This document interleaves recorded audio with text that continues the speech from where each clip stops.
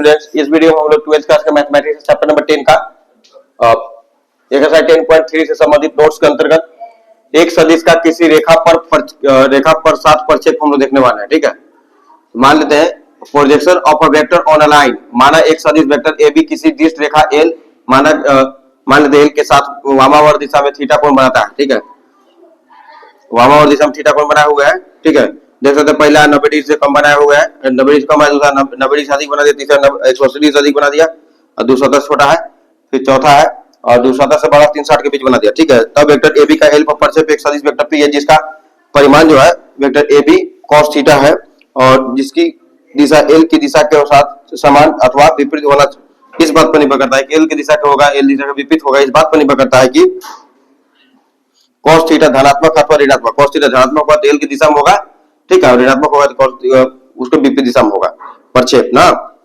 अच्छा, इस सदिश वेक्टर पी को प्रक्षेप सदिश कहते हैं। वेक्टर पी को हम क्या कहेंगे? प्रक्षेप सदिश कहेंगे हम लोग ना। देखिए यहाँ पे प्रक्षेप सदिश ये देखिए, ये वाला हुआ, ये वाला हुआ, ये वाला हुआ। ठीक है, इसका परिमाण वेक्टर मॉड वेक्टर पी निर्दिष्ट रेखा एल पर सदिश वेक्टर ए बी का प्रक्षेप कहलाते हैं। ठीक है, और उदाहरण के लिए उपयुक्त आकृति में से सदिश वेक्टर ए बी का रेखा एल पर प्रक्षेप सदिश वेक्टर एसी है। क्या है? सदिश वेक्टर एसी है। देखिए ये वाला हो गया है ना, एसी। ठीक है, अच्छा प्रेक्षण, पहला प्रेक्षण है कि रेखा एल के अनुदिश यदि वेक्टर पी का मात्रक सदिश है तो रेखा एल पर सदिश वेक्टर ए का प्रक्षेप vector A dot P cap से प्राप्त होता है। ठीक है, पी कैप से प्राप्त होता है।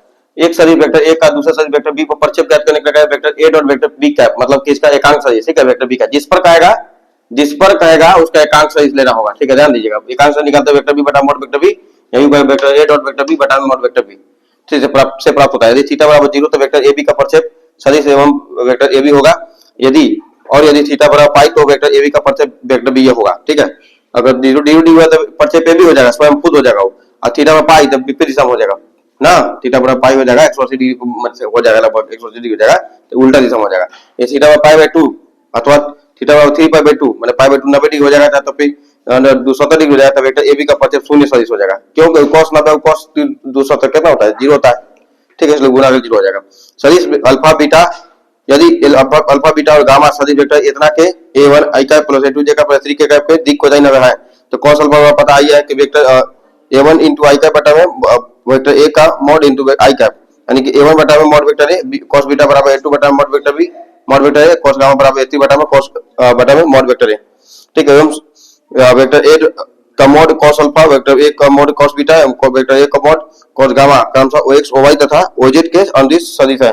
वेक्टर a के प्रक्षेप है, अर्थात यदि वेक्टर a के अदिश घटक a1 a2 a3 क्रमशः x y एवं z अक्ष के अनुदिश वेक्टर a के प्रक्षेप है, तो इसके अतिरिक्त वेक्टर a एक मात्रक सदिश है, तब इसके दिक कोसाइन जो है, दिक कोसाइन के साथ हम क्या लिखें? वेक्टर a को cos अल्फा लिखेंगे i कैप a1 हो जाएगा cos अल्फा निकलेगा ना,